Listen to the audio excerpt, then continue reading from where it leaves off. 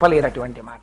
అందులో పదప్రయోగం ఉంటుంది నిజంగా శ్లోకంలో ఆశ్చర్యం వేస్తుంది అనమాట. చాలా బెంగ పెట్టేసుకుని ఒక్కడే ఉండిపోయి ఏదో రైలు వెళ్ళిపోతూ ఉంటుంది.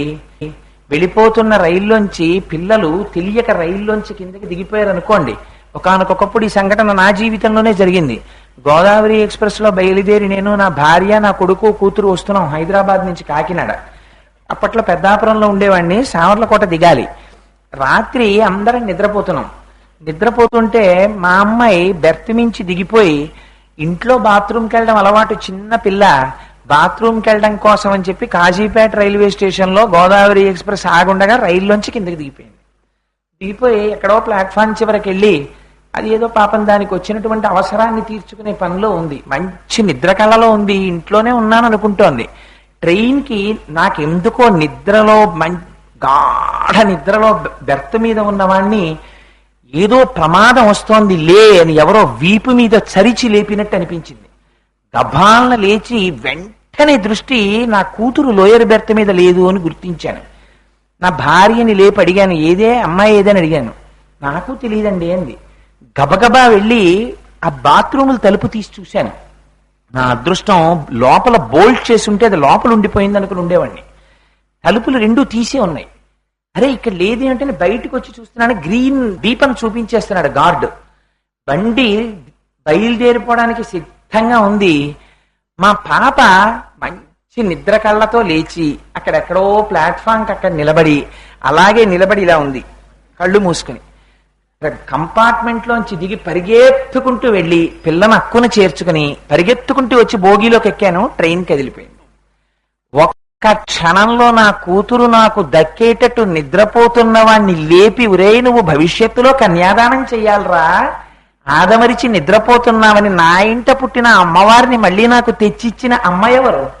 ఆ అమ్మ పాదాలకి నేను ఎన్ని మాటలు శిరస్సు వంచి నమస్కరిస్తే నా జీవితంలో నేను రుణం తీర్చుకోగలను. అసలు రుణం అన్న మాట నేను వాడనే వాడను. నా చర్మం ఒలిచి చెప్పులు కుట్టి మా అమ్మ పాదాలకు తొడిగినా అది తీరేది కాదు. అందుచేత అమ్మ ఇచ్చినటువంటి వైభవాన్ని అమ్మకే అంకితం చేస్తూ 4 మాటలు చెప్పానంతే. అందుచేత ఎందుకు ఈ మాట ప్రస్తావన చేశానంటే వ్యక్తిగత విషయాలు వేదిక మీద చెప్పడానికి నేను కొంచెం విరుద్ధం. అయినా ఇవాళ ఎందుకు ఆ మాట ప్రస్తావన చేశాను అంటే అమ్మ యొక్క నిర్హేతుక కృపకి ఇది తార్కాణం. సరే, అందుచేత శంకరులు అంటారు, అమ్మ నిన్ను ఎలా పొదివి పట్టుకుంటుందో తెలుసా, అన్ని కాలముల యందు కాపాడడం అంటే ఏమిటో మీకు ఒక ఉదాహరణ చెప్పడానికి ఈ మాటలు చెప్పారు. శంకరులు అంటారు, అహసూతే సవ్యం తవనయన మర్కాత్మకతయా యామాం వామంతే సృజతి రజనీ నాయకతయా తృతీయాతే దృష్టిర్దరదలిత హేమాంబుజరుచి. శంకరులకి శంకరులే సాటండి నిజంగా మాటలు వేయడానికి. సమాధత్తే సంధ్యాం దివసి నిశయోదంతరచరి. ఈ స్వరూపం కాదు నన్ను ఆనాడు నా కూతురి నాకు తెచ్చిచ్చిన స్వరూపం. చూడండి, శంకరులు అంటారు, అహస్సూతే సవ్యం. అమ్మా, నీ కుడికన్నుంది చూశావా, ఆ కుడికన్ను సూర్యుడమ్మా. ఆ కుడికంటిని సూర్యుడుగా పెట్టుకుని వాళ్ళ అమ్మవారి యొక్క విరాట్ స్వరూపాన్ని చూపిస్తున్నారు శంకరాచార్యుల వారు. మనం పగలు పగలు పగలు అని అనుకుంటున్నామే, ఆ పగలంతా ఎవరి కృప వల్ల ప్రకాశిస్తోందో తెలుసా అండి? అమ్మవారు కుడికంటిని సూర్యుడిగా ధరించి ఆ తల్లి కుడికంటిలోంచి వచ్చేటటువంటి కాంతి పగలుగా భాసిస్తోంది. శంకరులు ఎప్పుడు సూర్య భగవానుడి గురించి చెప్పినా వెంటనే చల్లటి కాంతినిచ్చే చంద్రుడి గురించి కూడా చెప్పేస్తారు. అహస్సూతే సవ్యం తవనయన మర్కాత్మకతయా. ఆ మాటలు చెప్పడంలో అందం చూడండి.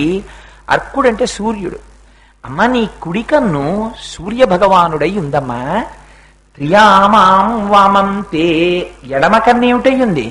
చంద్రుడు అనరు శంకరాచార్యులు వారు. ఎంత గొప్పగా మాట్లాడతారో చూడండి. వారికే చెల్లు ఆ శ్లోకాలు రాయడం. త్రియామాం, 3 యామములయ్యుందమ్మా అన్నారు. 3 యామములయ్యుండడం ఏమిటి అంటే, ఒక పగలు ఒక రాత్రి కలిపి 24 గంటలైతే అవి 8 యామములు అంటారు. 8 యామములలో 3 యామములు రాత్రికాలం ఉంటుంది. రాత్రికాలమునందు ప్రకాశించేటటువంటి వెన్నెలలకి రాజైనటువంటి చంద్రుడు త్రియామాం వామంతే సృజతి రజనీ నాయకతయా. అమ్మా, నీ ఎడమ కన్నుందే, ఆ ఎడమ కన్ను రాత్రి వేళ చల్లటి సుధలని చిలికేటటువంటి ఆ చంద్రబింబం నీ ఎడమ కన్నమ్మా. అందుకని మరి ఈ రెండు కన్నులు, ఒకటి సూర్యుడు ఒకటి చంద్రుడు అయితే మరి మూడవ కన్నేమవ్వాలి?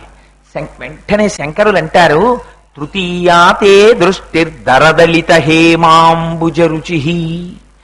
మళ్ళీ దరదలిత అంటారు. దళిత అంటే విచ్చుకున్న, దరదలిత కొద్దిగా విచ్చుకున్న, హేమాంబుజ రుచి ఎర్ర బంగారం లాంటి కన్నుట. మూడవ కన్ను అమ్మవారిది ఎర్రగా ఉంటుంది. అది ఎటువంటి ఎరుపో తెలుసా అండి? మామూలు ఎరుపుతో పోల్చరు శంకరులు.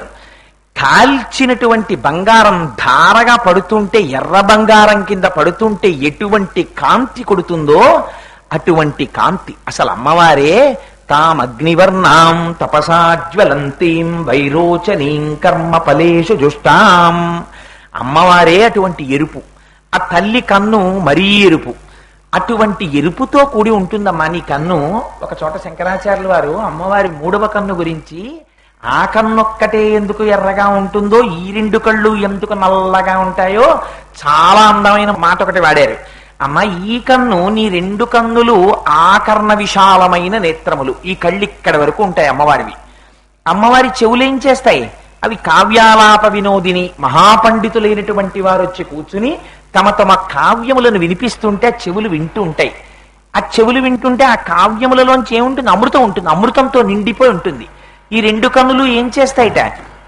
ఈ రెండు కళ్ళు ఈ చివరి వరకు వెళ్ళి తుమ్మెరుకున్నట్టు ఈ చెవులలో ఉన్నటువంటి కావ్యామృతాన్ని జుర్రుకుంటూ ఉంటాయిట ఈ రెండు కళ్ళు ఇక్కడికి వెళ్ళి. ఈ కంటికి కోపం వస్తుందిట. చూసావా, చక్కగా ఈ రెండు కళ్ళు ఇక్కడికి వెళ్ళి ఆ కావ్యామృతాన్ని జుర్రుకుంటున్నాయి. నేను కంటిని, కానీ ఎందుకు? నేను ఇక్కడి నుంచి ఇక్కడికి సాగడానికి లేదు, ఇక్కడి నుంచి ఇక్కడికి సాగడానికి లేదు, నేను ఇక్కడే ఉండిపోవాలి అని కడుపులో మంటొచ్చి, క్రోధం వచ్చి ఎర్రబడిందమ్మా కన్ను. అందుకమ్మా నీ మూడో కన్ను ఇరుపు అన్నారు శంకరాచార్యుల వారు. వారికి వారే సాటండి. శంకరాచార్యుల వారు ఊహ చేసినట్టు అసలు ఎవ్వరు ఊహ చెయ్యలేరు. అమ్మవారి కళ్ళు చూసి శంకరులు అన్నారు, తవాపర్ణే కర్ణే జపనయనపై శూన్యచికితాః నిలీయంతే తోయే నియతమనిమేషాశఫరిక ఇయంచ శ్రీర్బద్ధ చదపుటక వాటంకువలయం జహాతి ప్రత్యూషే నిశచ విఘటయ్య ప్రవిశతి. సౌందర్యలహరే ఒక శ్లోకం నుంచి ఇంకో శ్లోకంలోకి వెళ్ళిపోతున్నాను. అందులో నాకు ప్రత్యేకించి సౌందర్యలహరిలో ఈ శ్లోకం అంటే ప్రాణం, అంత ఇష్టం నాకు ఈ శ్లోకం అంటే. శంకరులు తప్ప ఇంకొకళ్ళు చెప్పలేరు ఈ శ్లోకాన్ని. ఆయన అంటారు, తవాపర్ణే కర్ణే జపనయనపై శూన్యచకితాః. అమ్మా అపర్ణ అని పిలుస్తారు. ఒక్కొక్కసారి శంకరాచార్యులు వారు అమ్మవారిని ఒక్కొక్క నామంతో పిలుస్తారు.